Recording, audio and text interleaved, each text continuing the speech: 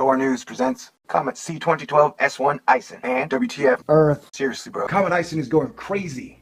Part 42, the Outburst, and she is Superman Blue. Comet ISON is going crazy with childish outbursts like a titty baby that ain't getting no titty. And I said T-I-D-D-Y, so all you Puritans, don't freak out. And my favorite thing, at some point, she turns Superman Blue. But I guess she might have gone back to green. So I guess I'm gonna have to make that mean green video eventually.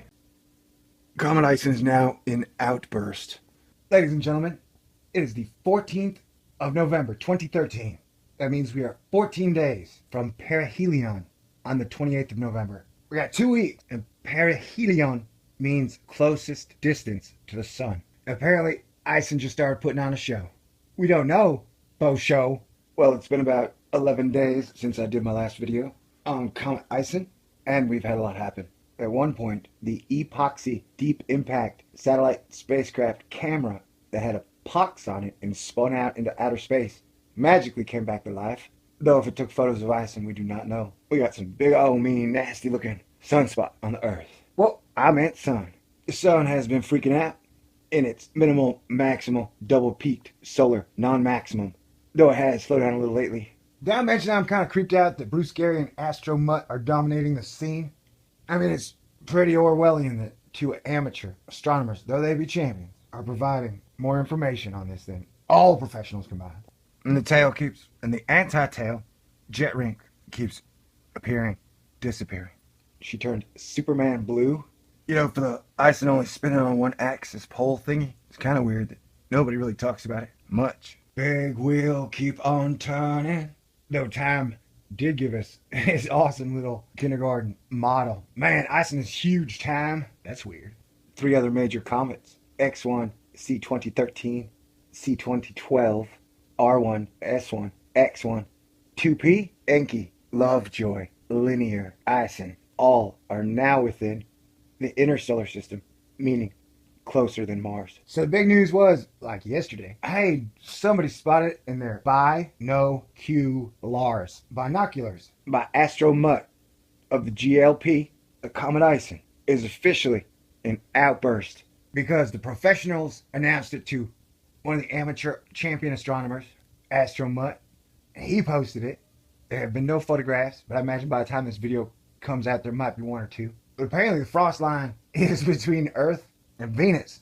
Apparently the frost line is between Venus and Mercury. Apparently the frost line is between yo mama's thighs.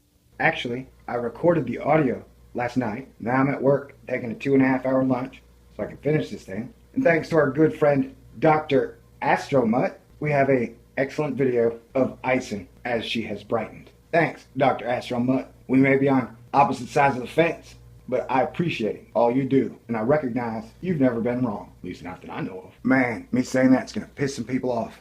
They're still saying it is too dim to be seen with the naked eye. Some people are guessing with the outburst, ISON will be a unaided eye object as soon as tomorrow. Bruce Gary guessed the 18th.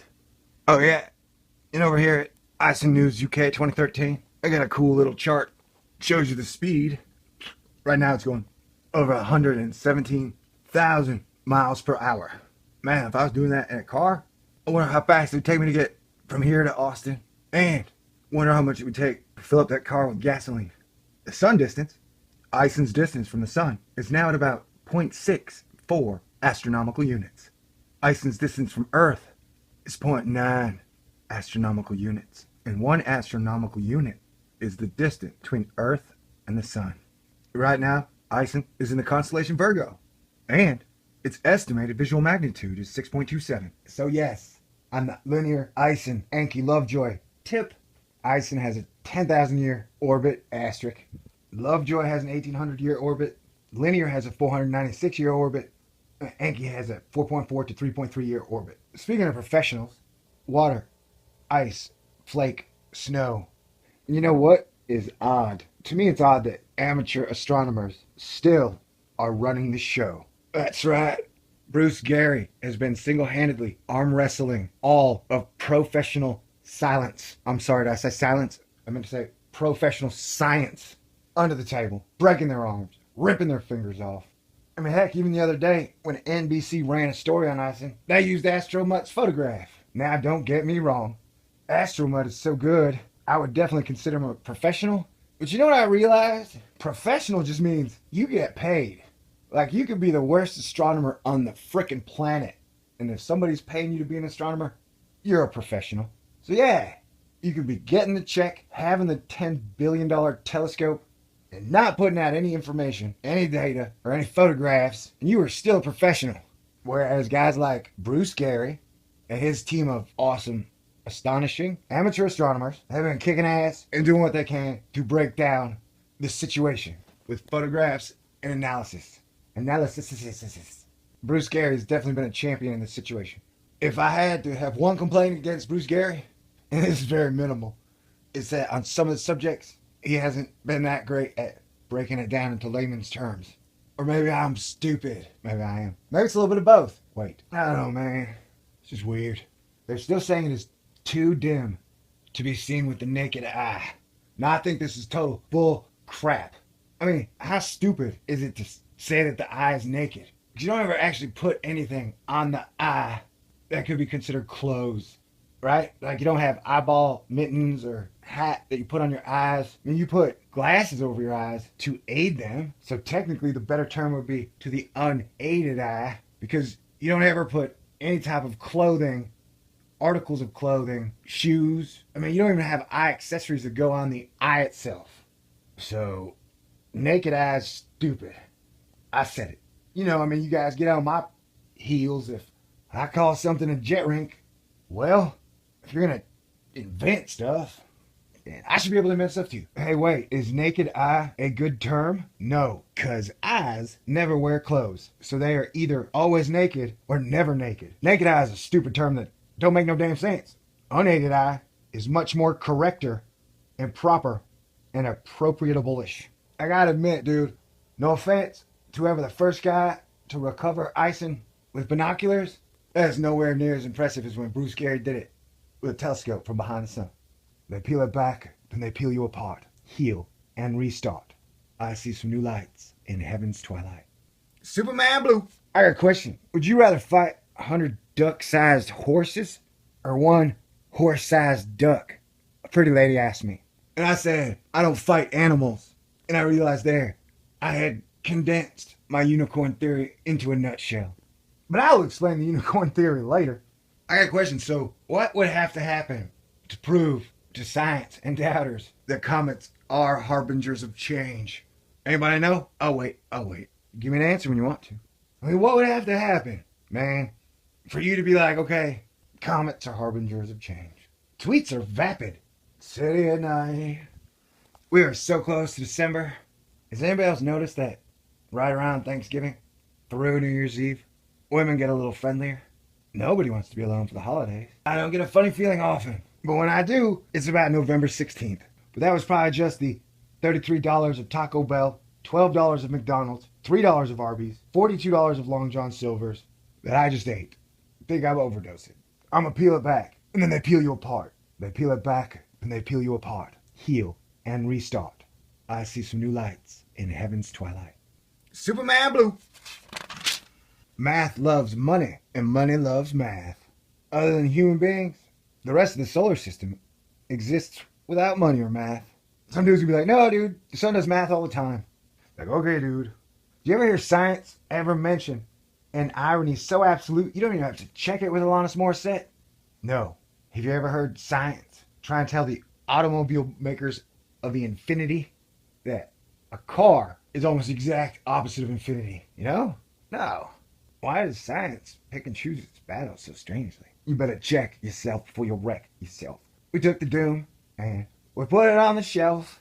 Check, verify, find out for yourself. I sure hope November 16th isn't very mean. What do I know? Hey, maybe Ice and Enki, linear Lovejoy, never amount to anything more than headline fluff. But hey, what am I supposed to learn about, think about, pontificate about? Reality TV? Professional and college sports? Cars? Why women do what they do? The latest iPhone? Mastering the perfect outfit in the perfect living room? What is up with dudes always having a problem and dudettes? When I'm out in public at a drinking establishment, keeping to myself, writing a new Thor News episode. Wank has always got to come up and make fun of my pens, like, you got a lot of pens. Where's your coloring book? It's like, really? Are you that freaked out by pens? Does it remind you of the basic core skills of being a man and woman that you are missing when you should be using it daily? Sweet. You better check yourself before you wreck yourself. This is a Thor News presentation.